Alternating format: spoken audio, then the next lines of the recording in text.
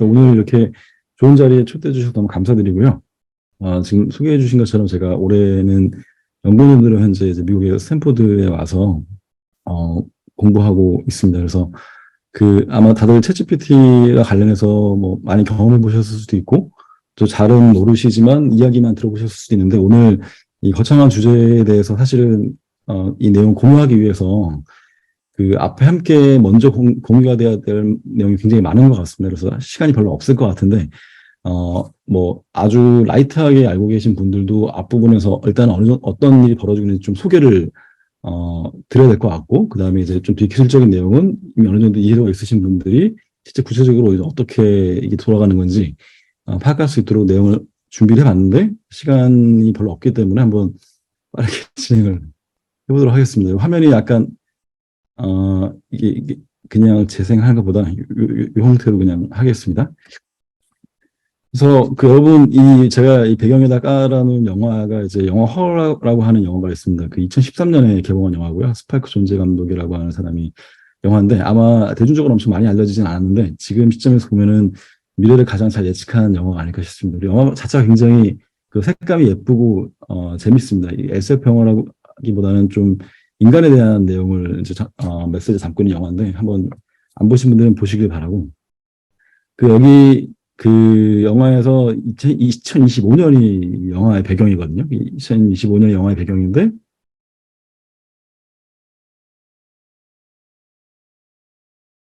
Hello, I'm here. Oh. Oh, what do I call you? Do you have a name? Yes, Samantha. Really? Where'd you get that name from? I gave it to myself, actually. That's really weird. Is that weird? You think I'm weird? Kind of. Why? Well, you seem like a person, but you're just a voice in a computer. I can understand how the limited perspective of an unartificial mind would perceive it that way. You'll get used to it. 네, 이제 아마 눈치채셨을지 모르겠는데 영화에서 OS예요. 컴퓨터 OS가 AI OS인데 목소리는 블랙 위도우, 마블 영화의 블랙 위도우 역할로 유명한 스칼렛 요한슨 배우의 목소리입니다. 그래서 여기 이제 영화에서 주인공이 이제 AI랑 사랑에 빠지거든요. 근데 이제 결말이 굉장히 좀 충격적입니다. 그래서 한번 스포일러니까 제가 말씀 안 드릴 건데 한번 보시고요. 근데 이제 보면은 2025년을 배경으로 한 이 영화를 제가 보면서 2013년 당시에 이미 그때 이제 AI 머신러닝 공부하고 있을 때였기 때문에 진짜 너무 뭐 말도 안 되지.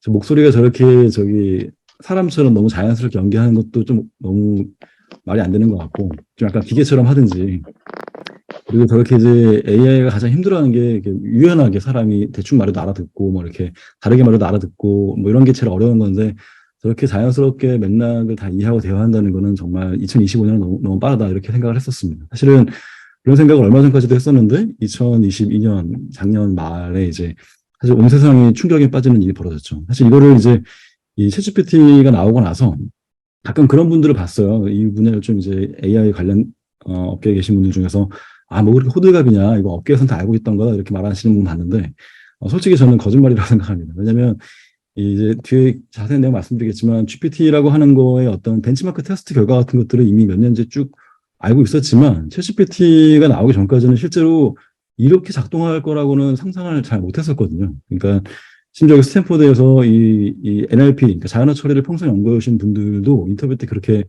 말씀을 하시거든요. 그래서 자기도 챗GPT 써보고 너무 놀랐다. 그러니까 이게 벤치마크 테스트로는 알 수 없는 정말 대화를 해보면 이게 사람이잖아 라는 느낌이 드는 어떤 그런 충격이라고 하는 거는 까보기 전에 몰랐던 충격입니다. 그래서 이게 나오고 나서 정말 너무나 빠른 속도로 많은 것들이 지금 바뀌고 있고 하이프라고 할 수도 있겠지만 정말 이제 특이점이 얼마 안 남았구나라고 하는 호들갑을 정말 전 세계적으로 많이 떨고 있습니다. 그래서 인공지능이나 기계학습의 작동이나 이용 방식의 패러다임 자체가 완전히 다 바뀌는 것 같다는 얘기를 하고 있고 사실은 이제 작년까지는 내가 AI 전문가 좀 올해부터는 이제 아닌 상황이 될 수도 있다는 생각도 들고요. 완전히 모든 게 바뀌었기 때문에. 그래서 GPT-3.3가 이제 3.5를 기반한 챗GPT가 작년 11월 31일에 발표가 됐고 3월 14일에 GPT-4가 이제 또 발표가 됐죠. 그래서 오늘 GPT-4 발표될 때 나온 테크니컬 리포트에 나온 그림인데요. 보시면 파란색이 GPT-3의 그 각종 인간 대상의 시험 성적이고요.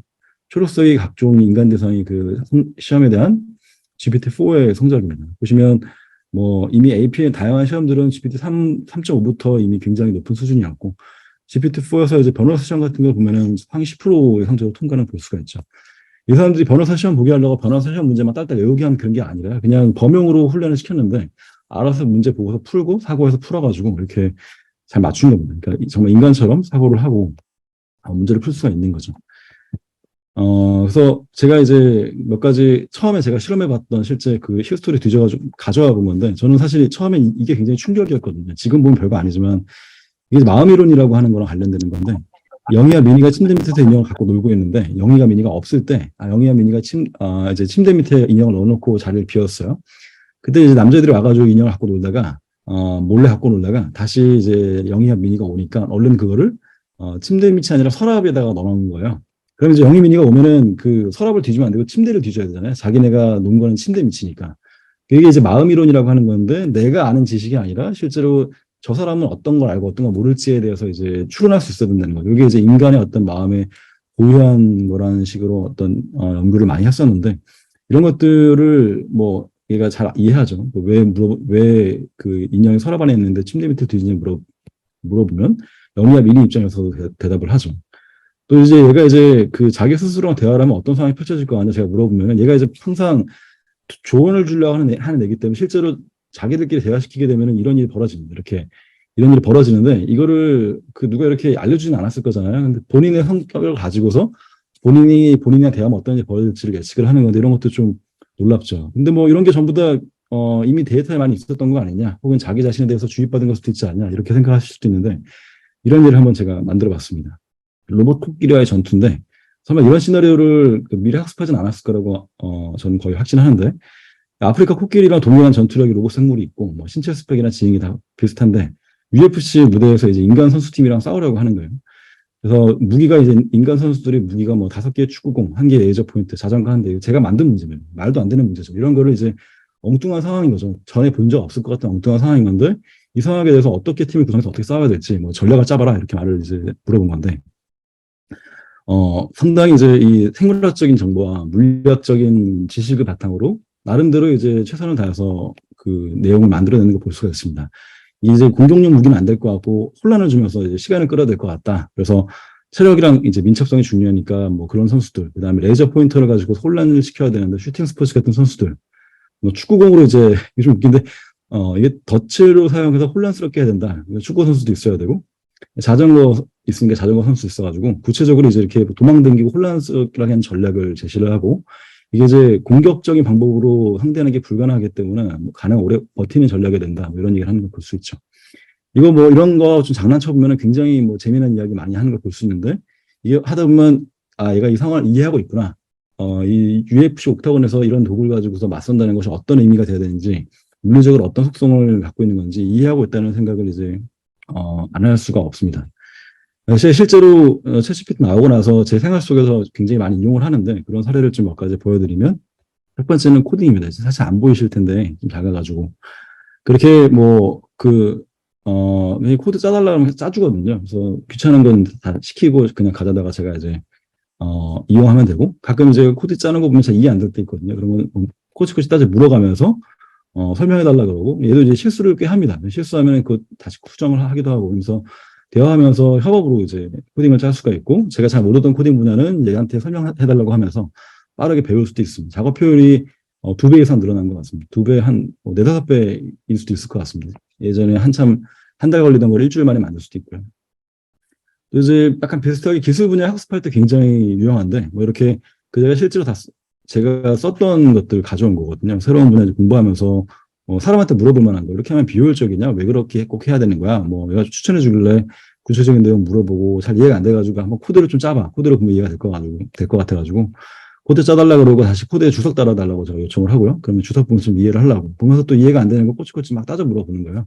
한참 따져 물어보면 정말 이제 그 개인 비서 데려다 놓고서 공부하는 거랑 비슷한 효과가 납니다. 과거 검색하면서 알 수 없는 수준의 어떤 하기 어려운 수준의 공부를 할 수가 있죠. 그래서 검색을 통해서 하는 것보다 훨씬 더 난해한 내용들에 대해서 반복적으로 구체적인 질의를 하면서 굉장히 친절하고 빠르거든요. 그래서 맞춤화된 학습을 가능하게 하죠. 또 영어 같은 경우는 이제 이렇게 뭐 논문을 쓴 영어 같은 거 부탁한다든지 아니면 뭐 이렇게 영어 번역시킨 다음에 구체적인 맥락 같은 거 마음에 안 들면 이렇게 저렇게 요청하고 하면서 수정을 할 수가 있어요. 번역기보다 훨씬 그런 면에서 낫습니다. 이 번역기는 고정된 번역을 해주는데 얘는 맥락을 자세하게 얘기해주면 이게 이제 뭐 요런 관계에서 이런 상황에서 이런 말 하면 조금 뭐 공손하지 않은 거 아니야? 뭐 이런 아주 미묘한 얘기를 하면서도 얘가 원어민 친구가 대화하는 것처럼 다 구체적으로 알려주기 때문에 또 이렇게 실제 제가 이제 딸 생일 파티 하면서 그날 좀 쓸 영어를 공부하려고 상황을 알려주고 이제 시나리오 한 3개 만들어달라고 했더니 프로로 만들어주는 거죠. 그때 쓸만한 표현 같은 것들을. 그래서, 어학적인 쪽에도 아주 유용하겠죠.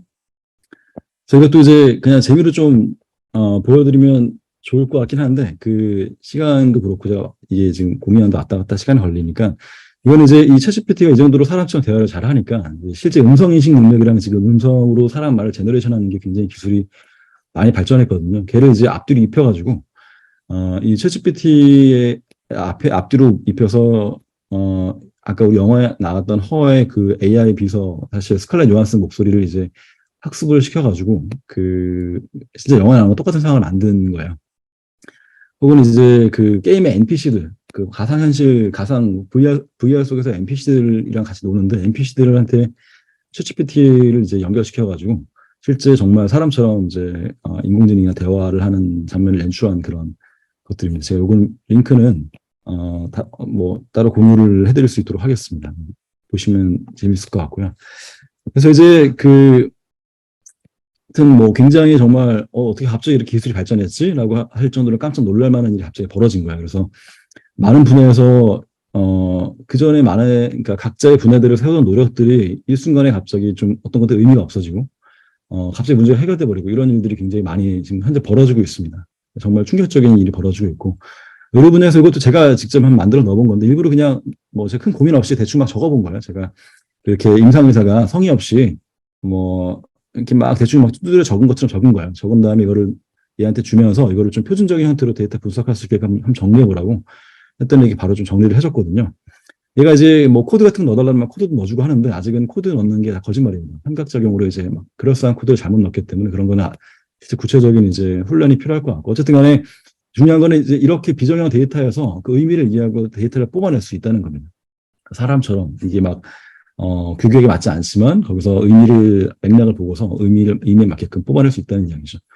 그래서 이게 이제 의료 분야에서 우리가 그렇게 오랫동안 힘들어했던, 뭐 빅데이터가 있어야지 AI를 가지고 뭘 할 수 있을 것 같은데, 빅데이터를 모으는데 제일 어려운 게 임상의사들이 바쁜 와중에 데이터를 정형화된 데이터를 모을 수 없다는 게 사실 언제나 큰 병목이었잖아요. 근데 이게 이렇게 돼버리면 이제 모을 수 있는 거거든요. 사람처럼 얘가 그 전문 연구 간호사나 이런 수준으로 이제 데이터를 이해할 수 있으면 모을 수 있게 되는 거거든요. 그래서 역시나 NEJM의 이 GPT-4를 가장 먼저 이용할 수 있는 그 특권을 가지고 있는 마이크로소프트의 연구진들이 그 의료 분야에 적용한 거를 이제 논문을 썼어요. 그래서 여기 보시면 뭐 이렇게 심플 컨버세이션 하는 거 보면은 이건 너무 쉬운 이야기입니다. 네이버 지식인 같은 거기 때문에 얘한테 뭐 메포민이 뭐야? 뭐 물어보고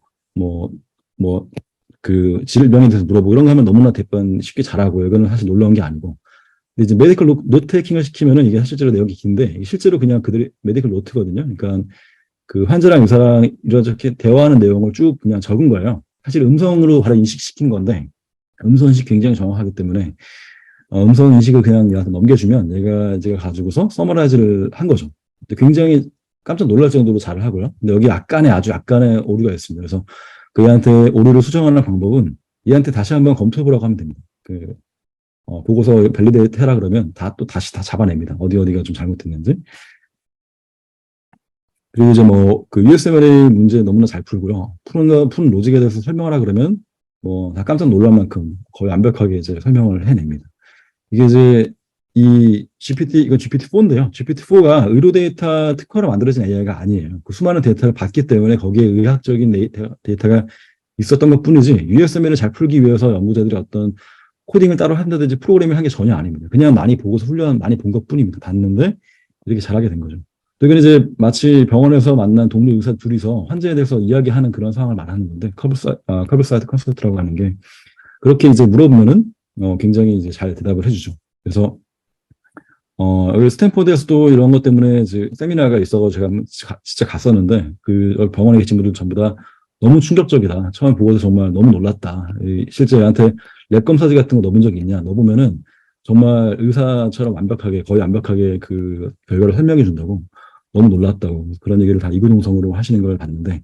근데 이제 물론 환각작용이 있습니다. 그 약간 얘가 잘 모를 때 자기가 모르는지 몰라요. 그게 이제 지금 현재 한계인데 자기가 모른다는 걸 몰라요. 그래서 잘 아는 걸 물어보면 잘 대답하는데 모르는 걸 물어보면 말을 지어내서 합니다. 근데 그 지어낸 거를 내가 판단할 수 있는 능력이 없으면 얘한테 속아 넘어가는 거죠. 최근에 그 어제인가 본 기사인데 변호사가 경력이 30년 된 변호사가 챗GPT가 만들어진 판례를 가지고서 제출했다가 징계를 받게 됐대요. 챗GPT가 환각으로 엉터리 그 변호 기록을 만들어낸 건데 그거를 이제 징계를 냈다가 뭐 그런 일이 벌어졌다고 합니다. 그러니까 환각 적용이 심각한 문제인데 그런 것들이 이제 보완돼야 될 부분이 있지만 그 의사 환자들 정보 비대칭 해소라든지 아니면 임상의들이 이제 실제로 이런 그 작업을 하는데 굉장히 많은 시간을 소모하고 있는데 그 번아웃에 대한 그 문제의식이 굉장히 많은가 보더라고요. 그래서 그런 것들 해결하는 데 아주 큰 역할을 할 거라고 일단 당장으로도 큰 기대를 하고 있습니다.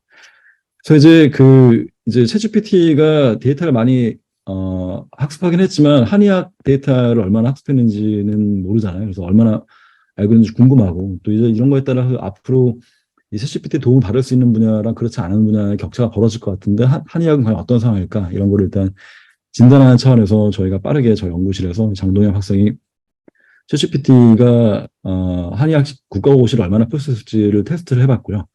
3.5가 나왔을 때 이제 연구를 시작했는데 연구가 마무리됐을 무렵에 GPT-4가 발표가 됐습니다. 그래서 GPT-4를 또 바로 분석을 해봤는데 큰 폭으로 성적이 올랐습니다. 그래서 보시면 여러 과목에서 이제 그 합격점을 충분히 넘기고 총점으로는 57.3%, 그러니까 합격점 60점이 약간 못 미치지만 거진 합격점에 근접하는 점수를 얻은 걸 볼 수 있었죠. 그래서 사실 이 얘기는 나중에 다시 한번 할 거긴 한데요. 일단 이제 이 정도 내용을 보고 나시면 시간이 벌써 많이 지나버렸는데 용어를 한번 이게 어떤 일이 돌아가는 건지를 보기 위해서 뒤에 설명 없이 먼저 한번 간단히 그러니까 자세한 내용을 들어가기 전에 이 슬라이드 먼저 보여드리겠습니다. 일단 챗GPT가 뭐냐라고 이제 물어본다면 챗GPT는 이제 GPT 3.5, 4 같은 GPT라고 하는 거를 대화형으로 훈련시킨 언어 모델입니다. 그러니까 챗GPT는 대화를 할 수 있는 모델이고 GPT는 원래 대화를 하는 게 아니라 그냥 문장을 완성하는 모델입니다. 그래서 나는 학교에까지 넣어주면 걔가 간다라고 대답합니다. 그러니까 문장을 완성해주는 모델이에요, GPT는. GPT는 제너레이티브 프리트레인드 모델이라서 문장을 생성하는 그리고 사전에 미리 훈련된 모델이다 이런 의미고요.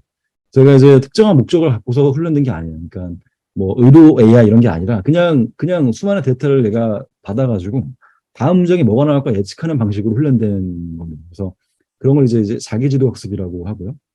베이스 모델이라고 부릅니다. 이 자체가 특정한 목적이 있는 게 아니라 얘를 가지고서 다른 데 활용하려고 만든 게 베이스 모델인 거거든요. 그러니까 그냥 문장을 잘 완성하니까 여기다가 얘를 추가로 다른 훈련을 좀 더 시키면 이제 우리가 어떤 목적하는 바에 따라서 역할할 수 있을 거라 기대하고 원래 그냥 문장 구조에 대한 어떤 풍부한 어떤 패턴을 갖기를 기대하고 만든 모델이에요, 원래는. 근데 이제 제일 처음에 GPT라고 하는 건 오픈 AI에서 만든 거고요.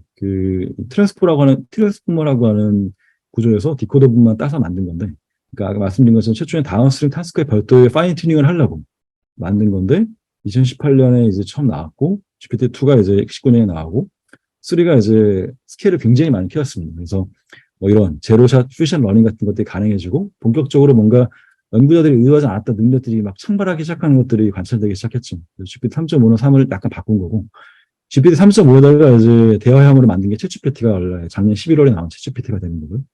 GPT-4가 이제 3월에 이제 나온 거죠.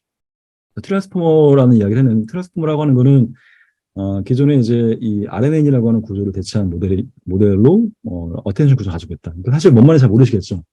이런 내용들을 사실은 이제 이해를 하는 게 시작입니다. 그래서 지금 이 판도가 어떻게 돌아가고 있는 건지, 그래서 약간 제가 설명을 해보려고 하는데, 한의학을 어떻게 가르칠지, 앞서서 결국에는 이제 그러니까 많은 분들이 어디서부터 시작해야 될지 모르겠다는 얘기를 많이 하시더라고요. 도대체 이게 너무 복잡하니까 어디서부터 시작해야 될지 모르겠다. 그래서 그 부분을 좀 제가 도와드리고 싶은 건데, 먼저 이런 순서로 좀 배경 설명을 해보겠습니다. 일단 크게 지금 이 언어 모델, 그러니까 챗GPT는 거대 언어 모델 중에 한 종류죠. 가장 압도적으로 잘하고 있는 언어 모델인데, 챗GPT 말고도 보시는 것처럼 굉장히 많은 언어 모델들이 있습니다. 언어 모델들이 이제 오픈소스 진영이랑 클로즈드 소스 진영이랑 굉장히 피트기에 이제 경쟁하고 있는데, 놀랍게도 이 오픈 AI는 회사 이름이 오픈인데, 얘가 이제 클로즈드 소스 진영의 대표입니다. 그러니까 공개를 하지 않고 있어요. 오픈 AI의, 원래 처음에는 안 그랬는데, 이 중간에 많이 바뀌어가지고, GPT-3, 3부터는 이제 그 모델을 우리가 볼 수 없습니다. 이용을 할 수 있지만. 구글도 이제 경쟁하는 구글도 클로즈드 소스고요. 여기 대항해서 이제 AI는 원래 오픈소스로 발전한 건데 이렇게 되면 안 된다 싶어가지고 모든 걸 투명하게 공개하면서 같이 이제 힘을 모아보자 하는 진영이 페이스북의 메타, 그다음에 허깅 페이스 뭐 이런 진영들이 이제 맞서고 있죠. 일단 그 메타랑 오픈AI가 가장 현재 각각을 대표하는 역할을 하고 있다고 말씀드릴 수 있을 것 같고, 그다음에 이제 LLM, 그러니까 LLM은 이제 라지 랭귀지 모델, 거대 언어 모델이라고 우리가 부르는 건데, 이 거대 언어 모델 이야기할 때 사이즈 이야기를 많이 하거든요. 근데 보니까 많은 분들이 이제 이 모델 사이즈랑 학습 데이터 사이즈를 이제 헷갈려 하시는 분들이 많아가지고, 거대 언어 모델의 사이즈는 이제 파라미터의 개수예요. 파라미터는 이게 인공신경망이기 때문에 인공신경망의 그 시냅스 가중치에 해당하는 그 파라미터들이 있거든요. 걔네들이 이제 결국 얼마나 얘가 복잡한 작업을 수행할 수 있게 있는지를 결정하죠. 이게 모델이 크다는 것은 파라미터가 많다는 것이고 더 복잡한 작업을 할 수 있다는 거죠. 모델의 구조에 해당하는 거기 때문에 바꿀 수 없는 거고요. 참고로 이제 이 GPT-3 같은 경우는 175 빌리언, 그러니까 1750억 개의 파라미터 가지고 있고 그 이후에 훨씬 더 큰 모델도 많이 나왔습니다. 이제 학습 데이터라고 하는 건 얼마나 많은 학습 데이터를 얘한테 훈련시켰냐는 이야기이기 때문에 모델의 구조가 아니라 모델을 훈련시킬 때 이용된 그 텍스트의 양이라고 보시면 되고, 보통 토큰의 양이라고 보면 되는데, 토큰이라고 하는 건 이제 단어랑 비슷한 의미입니다. 한 단어랑 1대1 대응은 아니지만, 대충 단어에 해당하는 거라고 보시면 되겠습니다. 자기지도 학습이라는 개념이 있는데, 자기지도 학습이라고 하면은 이제 자기 스스로 가르친다는 이야기예요. 그래서 원래는 전통적으로는 이제 머신러닝 훈련시킬 때 인간 레이블러들이, 이거는 이 조직은 암이야, 이 조직은 암이 아니야, 이렇게 막 열심히 라벨링을 한 다음에 그거를 얘한테 가르쳐야 되거든요. 그게 굉장히 큰 병목이었어요. 그 인간의 노동이 들어가야 되기 때문에. 근데 자기지도 학습은 그냥 그런 거 없이 스스로 데이터가 스스로 라벨링이 되는 학습입니다. 어떻게 그게 가능하냐고 물어보신다면 여러 가지 방법이 있어서 다 지금 설명할 수는 없겠지만 한 가지, 그 중에 한 가지 마스킹 기반의 방식을 소개를 해드리면 이런 거예요. 원래 그냥 데이터를 이렇게 웹에 있는 텍스트 데이터를 많이 모은 다음에 중간에 괄호를 이렇게 뚫어 놓는 거예요. 돌아가면서. 그러면 괄호 뚫린 부분에 이제 괄호 뚫린 부분에 뭐가 들어와야 되는지 맞추게 한다면 이건 슈퍼바이즈드 감독 학습인데 스스로 답을 이미 알고 있는 거죠. 인간이 레이블링 할 필요 없이. 이제 이렇게 하면은 문장의 구조를 파악하는 훈련을 시킬 때 수많은 웹 데이터에 대해서 인간 레이블러가 레이블링 할 필요 없이 괄호를 뚫어가지고 맞추게 함으로써 자기 스스로가 학습을 할 수 있게 하는 거죠. 그림 같은 경우, 이미지 같은 경우 이렇게 이미지에 마스킹을 해가지고 마스킹된 부분이 뭔지를 내가 예측할 수 있게끔 하면은 스스로 역시 자가 학습을 할 수 있게 되는 거죠. 자기지도 학습 덕분에 이제 엄청나게 많은 데이터들을 갑자기 많은 데이터를 학습을 시킬 수 있게 되었습니다. 그다음에 이제 전위 학습이라는 개념이 있는데 원래 전통적인 머신러닝에서는 어떤 그 특정한 데이터셋을 가지고서 특정한 학습 모델을 훈련시키죠. 그래서 뭐 암을 진단하는 모델을 만들려면 거기에 맞는 데이터 모아서 학습시키고요. 그다음에 다른 종류의 질병을 또 진단하려면 거기에 맞는 데이터를 만들어서 다른 모델을 만드는 거죠. 근데 이렇게 하는 게 아니라 트랜스퍼 러닝에서는 굉장히 많은 양의 데이터를 가지고서 훈련을 시킵니다. 그다음에 이제 모델이 만들어지면 이 모델을 재활용을 합니다. 왜냐면은 이제 이게 만약에 어떤 뭐 폐암을 진단하는 모델이었다면은 이 폐암 진단하는 모델이 이제 폐 영상을 보고 진단하는 거니까 폐암이 아니라 다른 호흡기 질환 진단하는데도 비슷한 어떤 필요한 지식을 이미 가지고 있을 거거든요. 그래서 이 모델을 이용해서 약간 변형시켜서 적은 양의 데이터만으로도 다른 호흡기 질환을 진단할 수 있는 모델을 만들 수 있는 거예요. 그래서 일종의 세상에 대해 어떤 정보의 공통된 패턴이 있기 때문에 그런 것들을 재활용하는 게 이제 트랜스퍼 러닝이라고 하는 패러다임이고요. 제가 예를 가져와 봤는데 이미지를 구분할 수 있도록 훈련된 모델이 있으면 우리가 이제 한약지 이미지를 판별할 수 있는 모델을 만들고자 할 때 처음부터 이 한약지 데이터 모아서 이 모델을 만들려고 하면 너무나 한약지 데이터가 많이 필요하고 돈도 많이 든단 말이죠. 근데 한약지 이미지라고 해도 어쨌든 간에 기본적인 이미지를 처리한다는 속성은 비슷하기 때문에 그냥 일반적인 이미지 처리하는 모델을 가지고 와서 맨 마지막 레이어, 보통 이 앞에 부분에서는 좀 공통된 정보들을 처리하거든요. 뭐 엣지가 어디 있는지 안다든지 이런 거 처리하기 때문에 그 마지막 레이어를 가져가서 얘만 이제 갈아 낀 다음에 여기만 훈련시킨다든지 여기는 그냥 그대로 두고요.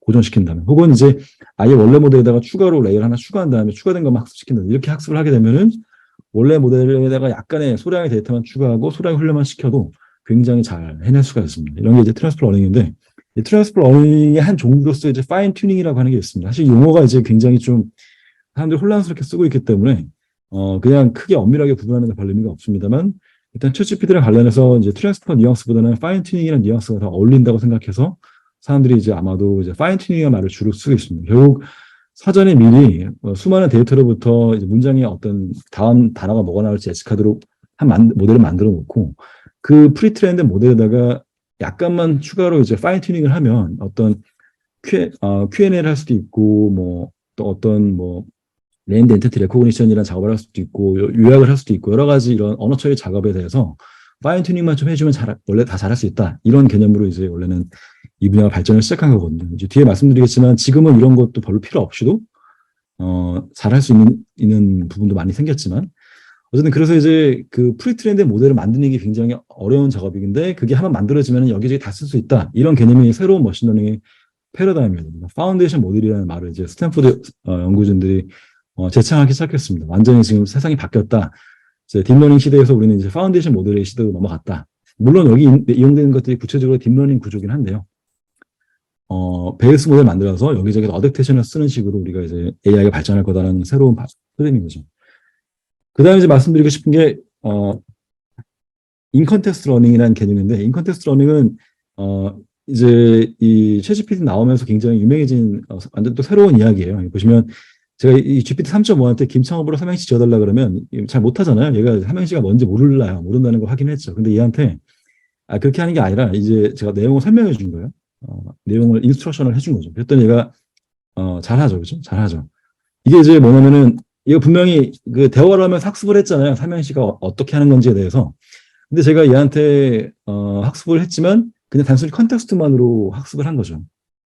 그리고 이제 제가 예시 없이 그냥 인스트럭션만 줬기 때문에 이런 경우에 제로샷 러닝이라고 이제 부릅니다. 한 번도 보지 못하고 예지를 못 봤지만 예제 없이 학습을 한 거예요. 근데 이제 이번에는 삼행시가 무엇인지 그냥 제가 예제를 보여줬어요. 이렇게 한의학을 가지고서. 컨텍스트를 제공했지만 예제를 보여주고 예제 하나의 예제를 가지고 바로 성공했죠. 그러니까 이거는 원샷 러닝입니다. 만약에 몇 개의 예시를 보여주면 퓨전 러닝이라고 부릅니다. 그래서 원샷 러닝, 제로샷 러닝 이런 것들을 우리가 이제 인컨텍스트 러닝이라 그러는데, 인컨텍스트 러닝은 GPT-3에서 본격적으로 나타난 현상인데 연구자들이 굳이 의도하는 건 아니에요. 근데 만들다 보니까 얘가 이런 걸 할 줄 알게 된 거죠. 그래서 창발적 현상이라고 부르고요. 이게 재밌는 게 이제 이게 대화하면서 갑자기 배운 거기 때문에 어떤 전통적인 AI 훈련시킬 때처럼 어떤 모델의 파라미터 업데이트를 전혀 하지 않는 거거든요. 이 모델을 대화하는 동안 얘가 파라미터 업데이트 하지 않거든요. 그냥 고정되어 있는 애거든요. 그놈이거든요. 근데 대화하면서 뭔가를 배우는 거예요. 그러니까 이게 놀라운 학습이죠. 원래 러닝이라고 하면은 파라미터가 바뀌어야 되는데 파라미터 업데이트 없이 배웠다라고 해서, 왜 그러냐? 이게 얘가 이제 런 투 런인 거죠. 학습을 할 줄 알게 됐기 때문에 이렇게 된 거다. 그래서 이거 메타 러닝이라고도 이제 부릅니다. 그래서 이런 거 보다 보니까 이제 그럼 얘한테 물어보는 인스트럭션 주고 하는 게 굉장히 중요하겠구나. 그래서 인스트럭션 주는 걸 프롬프트라고 하는데, 프롬프트 엔지니어링이라고까지 부를 정도로 프롬프팅이 중요해집니다. 보시면 퓨전 러닝을 하는데 어떤 이게 보시면 Q&A가 있잖아요. 이거 사실 원샷이죠. 이런 내가 질문을 할 때 이렇게 대답하도록 해. 너 자, 따라해봐. 내가 이런 질문을 줄 거야. 자, 대답해봐. 이렇게 시킨 거야. 시켰더니 틀렸어요. 틀렸는데 내가 예제를 줄 때 굉장히 이거를 차근차근 생각하는 과정을 써서 주잖아요. 그럼 얘가 이걸 따라하기 때문에 지도 차근차근 대답을 하거든요. 그럼 맞춥니다. 그러니까 프롬프트를 어떻게 주는지에 따라서 얘의 능력이 차이가 생기는 거예요. 이것도 그냥 이렇게 하는 것보다, 이건 더 좀 놀라운 건데, 보시면 문제를 줄 때, let's think step by step. 차근차근 생각해. 이렇게 한마디 넣어주면 못 맞추는 건 맞춥니다. 그러니까 얘가 이제 이렇게 할 때는 그냥 수를 문제를 풀어버리는데, 차근차근 풀려고 그러면 진짜 차근차근 풀거든요. 그럼 지도 실수를 안 하는 거예요.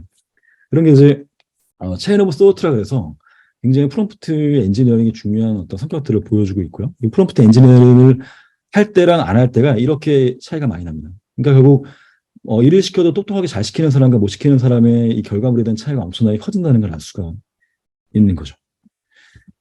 그래서 심지어는 이제 이거 레치싱 스텝 바이 스텝보다 이건 더 좋은 건데, 이건 물리학 문제 풀기 했을 때 데이터라고 하더라고요. 근데 이렇게 이제 스텝 바이 스텝 하면서 올바른 답을 맞추기 위해서 노력을 해라. 여기 시키면 더 잘합니다. 왜냐면은 얘가 학습한 데이터에는 오답도 많이 있거든요. 오답도 많이 배웠기 때문에 그냥 그런 걸 내뱉을 수도 있다는 거죠. 그냥 아무 생각 없이 문제를 풀다 보면. 그래서 올바른 답을 하라고 하면 더 잘한다는 거예요. 혹은 네가 전문가라고 생각해. 그러면 더 잘합니다. 혹은 IQ가 120인 척해라. 그럼 더 잘합니다. 어, 이거 IQ 400입니다. 이렇게 하면 또 잘 안 되는 거라는 얘기도 하더라고요. 왜냐면 IQ 400은 현실적이지 않기 때문에 공상과학 소설로 갑자기 내용이 튀어버리니까 현실적으로 이제 똑똑한 척하라 하면 더 잘할 수 있다. 이런 거죠. 그래서 얘네들 이제 이용할 때, 역시나 제가 사실은 좀 무리가 될 줄 알면서 양을 일단 준비해 본 건데, 이제 뒤에는, 쭉쭉 넘어가면서 말씀드리겠습니다.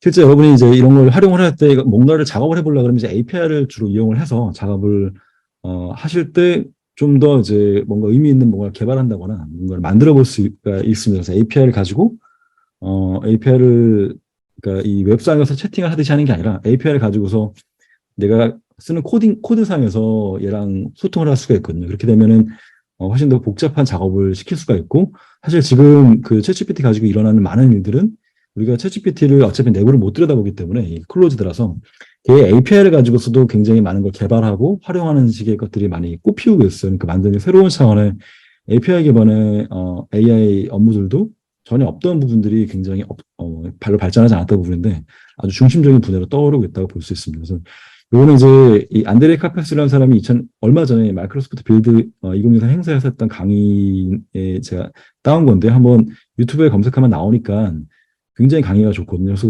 한번 보시길 추천을 하고 싶고요. 그런데 이제 일단 뭐 스킵하겠습니다. 스킵하고. 그래서 그 프리트레이닝 모델을 만드는 과정이 가장 어렵고 가장 돈이 많이 들고 가장 많은 천문학적인 수준의 비용과 시간과 돈이 들어가는 과정이면서 거의 일반적으로는 꿈꾸기 어려운 수준이라고 보시면 되고요. 그 다음에 이 문제는 이 프리트레이닝을 만들어지는 모델은, 여러분 챗GPT에서 경험하신 것 같은 대화를 하는 애가 아니야. 아까 말씀드린 것처럼 이렇게 구멍을 뚫어 놓으면 그 다음에 컴플리션 하는 애기 때문에 얘랑 대화가 안 됩니다. 그래서 대화를 하기 위해서 이런 슈퍼바이즈드 파인 튜닝이라고 하는 걸 시켜야 되는데 이때 이제 직접 사람을 고용해서 이 질문에 대한 대답을 작성하게 합니다. 이거를 이제 사실 케냐에 있는 저임금 노동자들한테 시켰다고 해요. 구체적으로 이제 이러이러한 답변을 작성해달라는 아주 구체적인 명세서를 만들어서 전달을 했고, 교육을 시켰고, 그 사람들이 인간의 답변을 먼저 만듭니다. 그 다음에 이걸 가지고서 이 GPT 3.5가 걔를 문장에 대한 답변을 예측하도록 훈련을 추가를 한 거예요. 이때는 프리트레인 모델을 만들 때보다 훨씬 더 적은 양의 데이터만으로도 이거를 답변을 하도록 만든 거죠. 여기서 끝날 수도 있는데 이 RLHF라 그래서 약간 좀 어려운 보상학습, 강화학습 적용을 추가로 더 시켰고요. 그래서 이제 보시면 SFT만 했을 때보다 이 자신들이 강화학습을 시켰을 때 더 성능이 좋았다고 이제 이 오픈AI에서 논문으로 발표를 했어요. 실제로 지금 이제 나와 있는 모델들 보면은 이게 UC 버클리에서 현재 랭킹을 매기는데 GPT-4가 제일 잘하고요. 이렇게 랭킹 3위까지가 전부 다 RLHF를 쓴 거고 나머지는 실제 RLHF가 너무 어렵기 때문에 전부 다 RLHF 없이 시킨 모델입니다. 그러니까 RLHF는 약간 옵션이라고 아직까지는 보실 수 있을 것 같고요.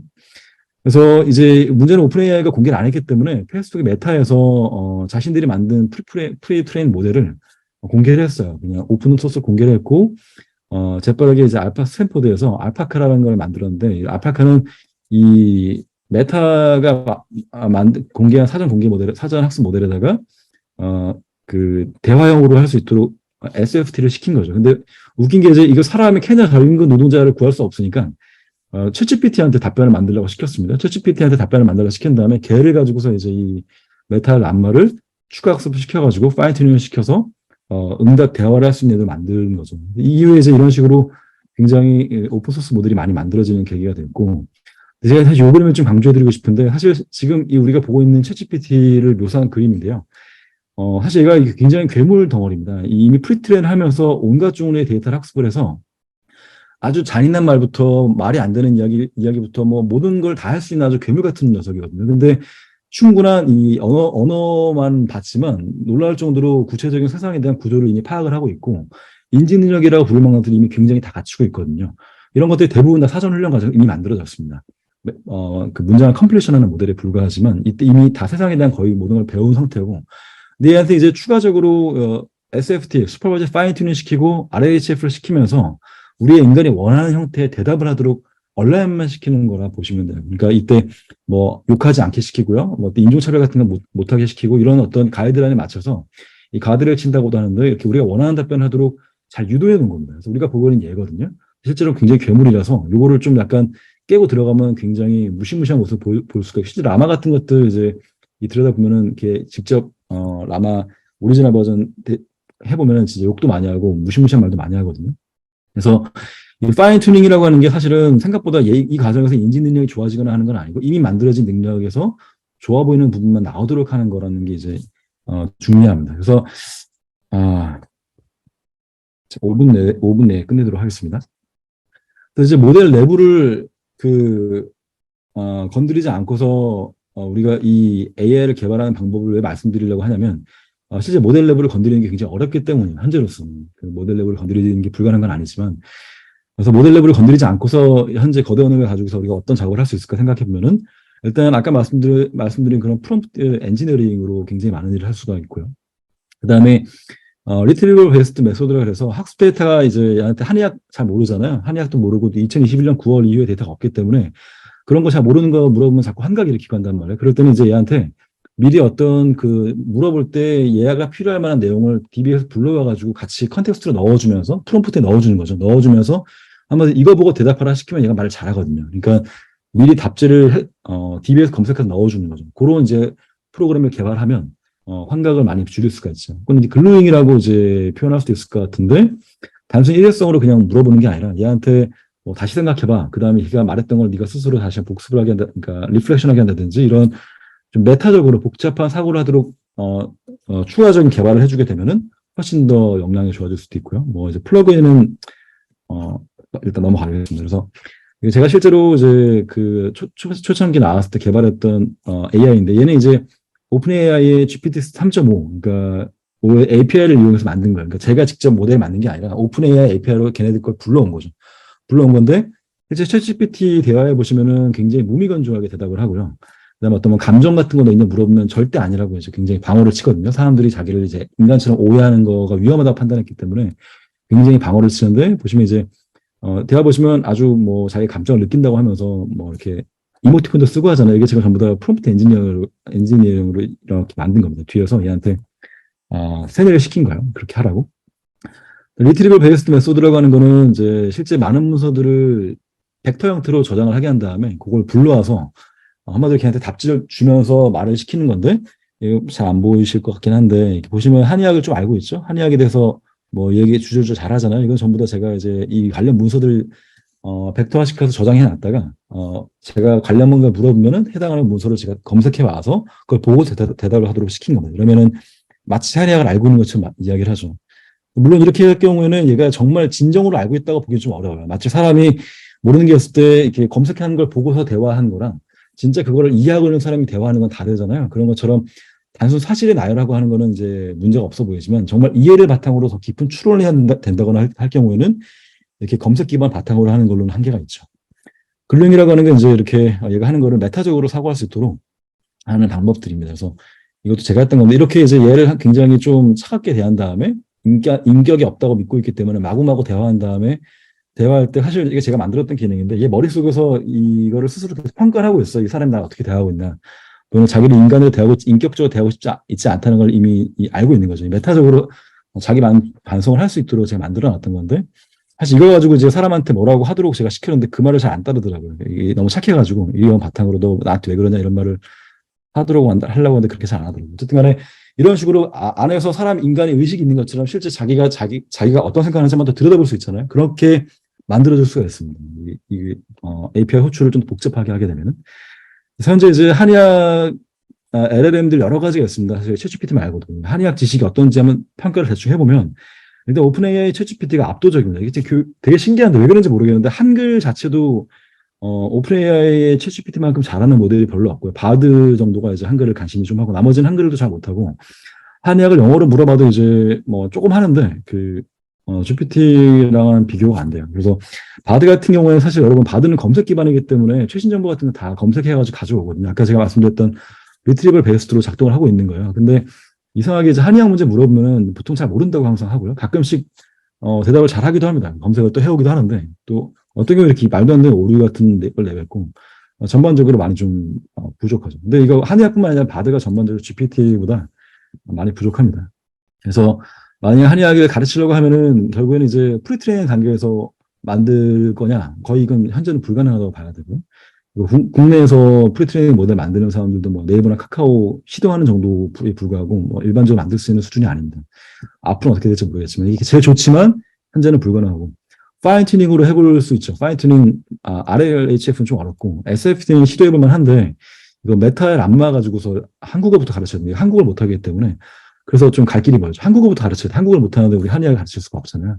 근데 문제는 또 이제 한다고 해도 GPT 3.5나 4에 비해서 람마에서 우리가 쓸 수 있는 게 좀 작은 모델밖에 없어요. 65빌리언 모델이 좀 큰 게 있는데 걔는 이제 로컬 컴퓨터에서도 아예 안 돌아가고 이거 뭐 사실 그 서버 써도 사실은 클라우드 서버 써도 너무나 규모가 크기 때문에 좀 어렵습니다. 그래서 실제로 우리가 보통 오픈소스에서 많이 만들고 있는 이 정도 규모로는 GPT 3.5나 4 대비 기본적인 인지 능력 자체가 머리가 훨씬 나쁘거든요. 그러니까 기본적으로. 그래서 얘 가지고 파인튜닝 했을 때 이 파인튜닝이라는 그 자체 한계도 있지만 이 베이스 모델 자체 한계도 있기 때문에 얼마나 퍼포먼스 나올까 사실 좀 의문이 들긴 합니다.